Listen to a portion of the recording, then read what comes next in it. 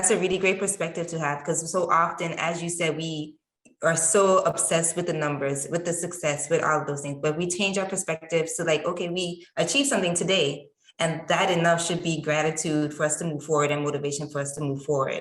So once we change those perspectives, then things change differently. And I'm kind of like glad that COVID came, because I think one thing that as athletes we realize is how chill out. Yeah, and chill out. Yes, we needed to chill out. But how obsessed we were with competition, with being successful, with doing this, and then once that identity was taken away from us, we have to sit back and be like, okay, what else is there? Like, who else can I be if I don't have this to attach myself to?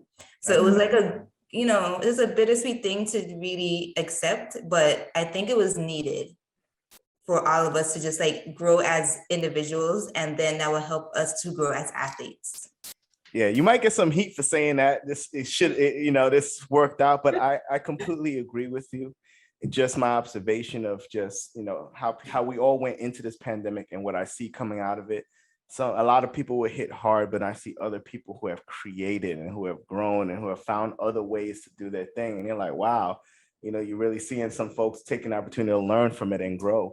And I wonder, even thinking back to when you won the NCAA championship, because this is how we are. We focus so much on the end result. But, when I hear older people talk about life, it's like, the journey is really the thing. And so when you think about, let's say when you won the NCAA championship, is it the day you won or all the experiences that you had that built up to that day that you really think about and value and treasure? Like, how often do you really think about, I won that goal, versus everything that you did that year and what you went through and experiences? What's the most important thing, Yeah, definitely the day is such a small part in that whole memory. It was like going on trips every weekend, like us on the bus singing or just doing stupid stuff, going out to eat with my teammates, like the relationship I had with my coach, me and my coach. I went when I was 16, so she was kind of like my second mom. Those are the things that I think about when I think back to that period. Being team captain and the responsibilities that came with that, like trying to navigate, how can I be a leader and am I doing it right? Like, and then somewhere in between there is that day, but it definitely is made up of so many more memories. And it's hard to know that in the moment. It's hard to like sit with those moments and really appreciate, like, this is the important part. Like, these are the important parts that I'm going to want to remember, and not just the like, hoorah, big moment of the win. So yeah, I'm trying to do that more often now. Appreciate those smaller moments.